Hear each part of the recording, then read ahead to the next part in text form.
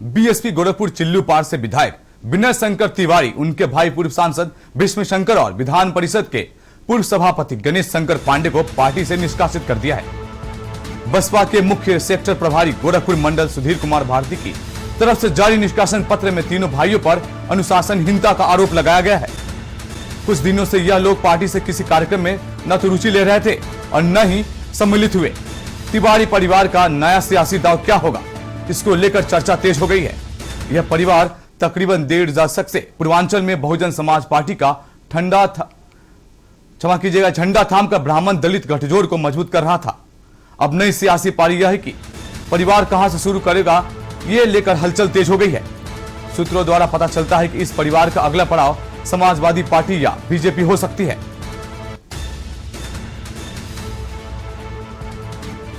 Baspa supremo Mayawati ने बड़ा फैसला लिया है।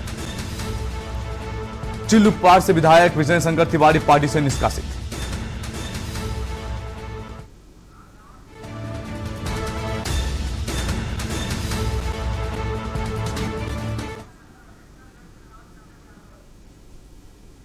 और इसी खबर पे रामशंकर यादव हमारे साथ है, जो पूरी जानकारी हमें देंगे।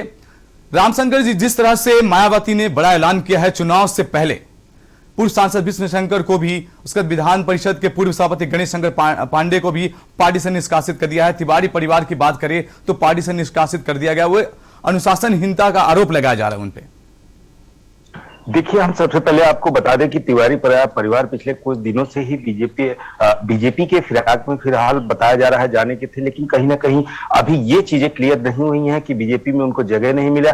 और फिलहाल जिस तरह से ये काम कर रहे थे, जिस तरह से इनका काम करने का तरीका था, ये निश्चित रूप से कहीं ना कहीं लापरवाही बरतने का मामला सामने आया है, जिससे बीएसपी के प्रमुखा जो है मायावती हैं, वो उन्होंने पार्टी से तिवारी परिवार को निष्कासित। और एक बात सबसे बड़ी आपको बता दें, तिवारी परिवार वो परिवार है जिसका 90 के दशक में गोरखपुर में बोलबाला रहा है, और ये उसी पार्टी में कदम रखते हैं जिस पार्टी का पलड़ा भारी होता है। फिलहाल कहीं ना कहीं ये भी हो सकता है कि ये अपनी मर्जी से इस तरह के काम किए जिससे इन्हें बाहर का रास्ता दिखाया गया, और निश्चित तौर से बीजेपी में तो इन्हें जगह मिलेगा नहीं, तो अब ये सपा का हाथ थामने वाले हैं। और ये सपा का हाथ थाम के, चूंकि देखिए कहीं ना कहीं जिस तरह से सपा की रैलियों में भीड़ हो रही है, सपा का जो लहर चल रहा है, इससे इनको शायद ये भी लग रहा है कि सपा की सरकार आएगी और कहीं ना कहीं अखिलेश यादव के चेहरे पे चुनाव जीता जा सकता है। फिलहाल जिस तरह से इनका जो विधायक एरिया, जो ये चिल्लू पार से विधायक रहे, वहां का जो जनता है वो इनसे खासा नाराज है। इसको भी लेके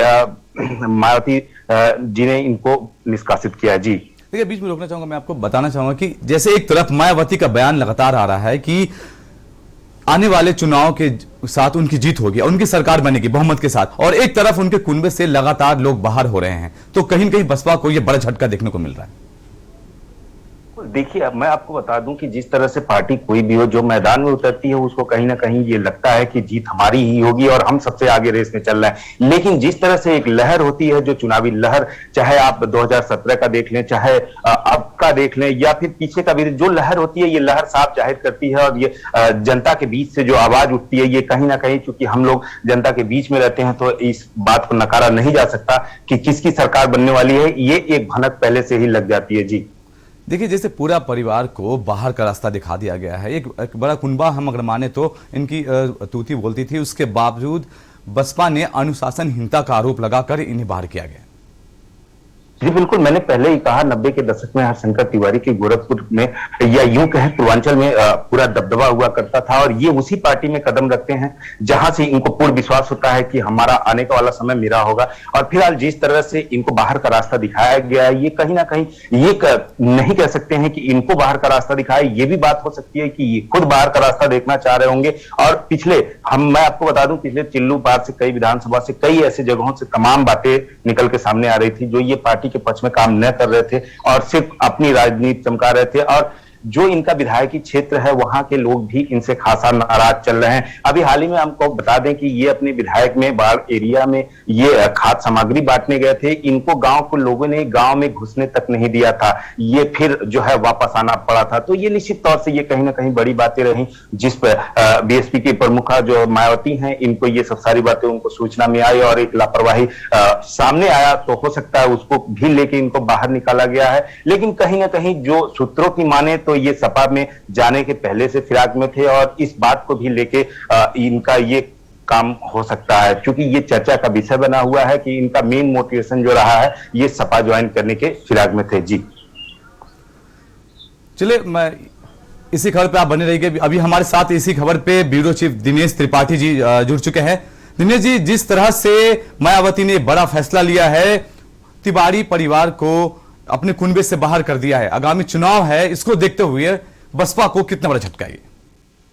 जी बिल्कुल, पूर्वांचल में एक तरह से देखा जाएगा तो बहुजन समाज पार्टी को बड़ा झटका है, क्योंकि तिवारी परिवार करीब 2 दशक से बहुजन समाज पार्टी की वहां देख रेख कर रहा था और उनका वर्चस्व पूर्वांचल में एक नामी आदमी हरिशंकर तिवारी, जिनके बेटे कुशल और ये लोग एक लोग विधायक रहे, सांसद रहे और यहाँ तक विधान परिषद के उपसभापति रहे। तो पूर्वांचल में अगर तिवारी परिवार बसपा में नहीं है तो बहुजन समाज पार्टी के लिए बहुत बड़ा झटका है। ये बहुजन समाज पार्टी पूरी तरह से पूर्वांचल में ब्राह्मणों का नेतृत्व करने वाले अगर कुशल तिवारी परिवार को निकाल दिया है तो उससे बहुजन समाज पार्टी कहीं ना कहीं अपने आप को वहां झटका महसूस करेगी और ब्राह्मणों का एक चेहरा होने के नाते। दिनेश जी, मैं आपको बीच में रोकना चाहता हूं। ये सपा में जाने की, इन परिवार का सपा में जाने की अटकलें अब तेज हो गई है, कहां देखते हैं इसको, सपा में या बीजेपी? जैसा पहले से ही पता है, करीब 2 महीने पहले से तिवारी परिवार पहले भारतीय जनता पार्टी के टच में थी और वहां बड़े केंद्रीय नेतृत्व के उसमें मीटिंग भी उनकी हो गई थी, लेकिन कहीं न कहीं कोई बात अटक गई जिससे उनकी बात नहीं बन पाई। अब तिवारी परिवार समाजवादी पार्टी मुखिया अखिलेश यादव के टच में है और उनसे मुलाकात अभी नहीं हुई है, लेकिन टेलीफोनिक वार्ता हुई है दोनों की। बात ये बन गई है समाजवादी पार्टी में तिवारी परिवार जाएंगे और हो सकता है कि आगामी 11 दिसंबर को समाजवादी पार्टी के झंडे तले तिवारी परिवार पूरी तरह से आ जाएगा और आगामी विधानसभा 2022 में वो समाजवादी पार्टी के ही बैनर तले या सिंबल पे चुनाव लड़ेंगे। देखिए, चुनाव भी बेहद नजदीक है। धीरे धीरे सपा में भी कई पार्टियों के नेता जाकर ज्वाइन कर चुके हैं। इसके बाद ये कुनबा का आना सपा के लिए कितनी मजबूती की बात होगी?